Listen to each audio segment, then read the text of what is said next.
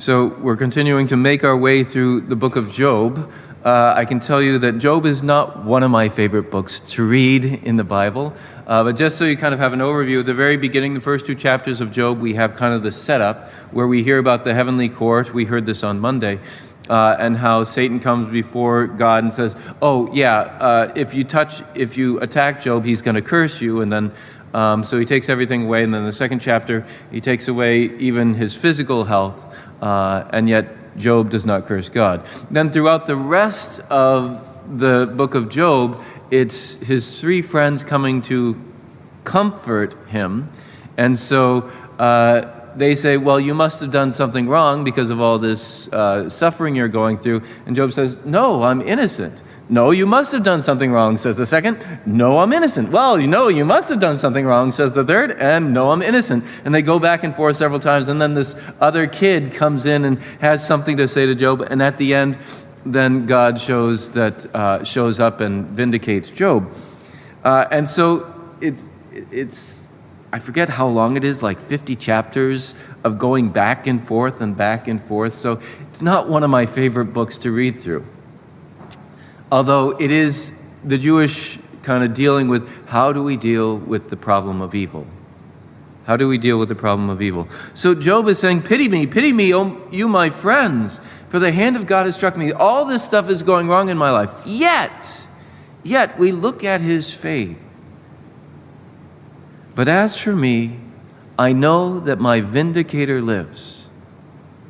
He's referring to Almighty God. Now, vindicator or redeemer, depending on the translation that you get, the vindicator or the redeemer, the Goel in the Jewish culture, ancient Hebrew culture, was the person, someone in the family who, if you were, for instance, kidnapped and put up for ransom, would have to go around and get the money in order to ransom you. He was the one that stood up for you, that protected you, that drew you back. So the Goel, the Redeemer, was that. And he's saying, I know that my vindicator, my Redeemer lives. This is Almighty God. He's saying is part of my family.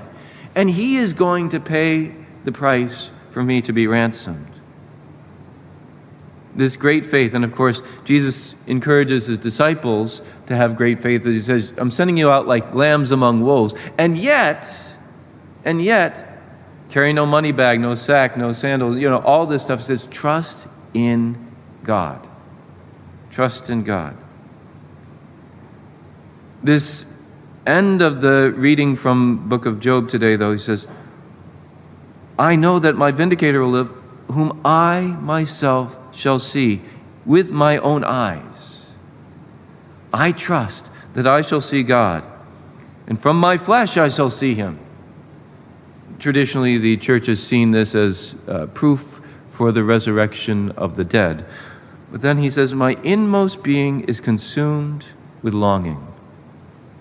My inmost being is consumed with longing. He's longing for Almighty God.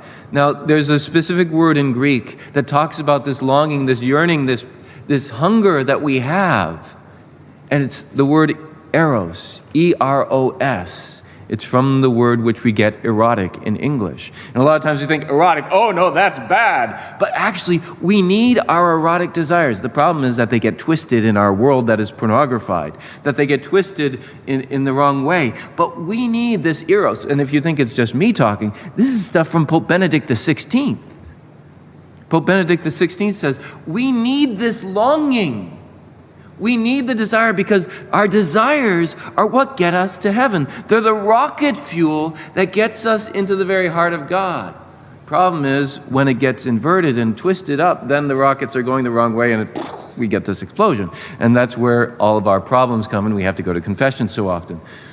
But we need our desires. And in fact, St. Augustine said, those who are lost in their desires are less lost than those who have lost their desires. I'll say that again. Those who are lost in their desires are less lost than those who have lost their desires. You see, a lot of times in our puritanical culture, we think, well, I need to tamp down my desires, get rid of my desires and all that stuff. And St. Augustine says, you're more lost if you've lost your desires. Why? Because our desires are what bring us to Almighty God. Our longing for Almighty God. Now, are those who are lost in their desires lost? Yes, they are. But they're less lost because they're still connected to their desires. A few quotes from my retreat that I went on this past week.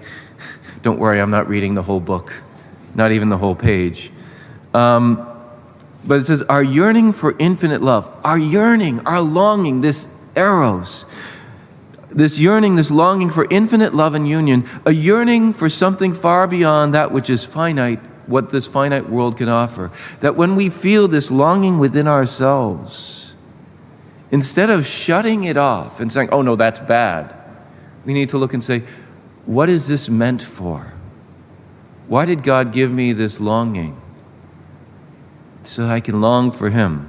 Pope Benedict XVI says, when we follow our eros from its true depths, it becomes a pilgrimage towards the authentic self-discovery, and indeed the discovery of God. It leads into being drawn out and finding oneself before the mystery that encompasses the whole of existence.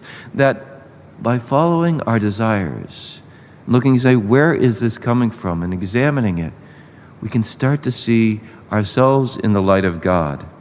Authentic self-discovery. He says in another place, man's aching desire for the infinite is like a signature imprinted with fire in his soul and body by the Creator Himself. The heart's thirst and the body's longing cannot be eliminated. Thus man unknowingly stretches out in search of the infinite, but in misguided directions, in drugs and sexuality lived in disordered manner, in all-encompassing technologies, in success at any cost, and even in deception from forms of religiosity. Even the good things that God has created as paths that lead to Him often run the risk of being absolutized and thus become idols that replace the Creator. He's saying, yes, our desires can lead us in the wrong direction, but without them, we can't get to God.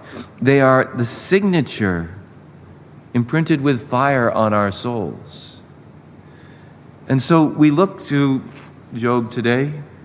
We look to Almighty God and say, Lord, stir up these desires. Don't tamp them down, but stir them up and help me to redirect them away from my own selfish inward direction and back towards You, so that I can attain the heights of holiness. Come into the heart of Your fire of love.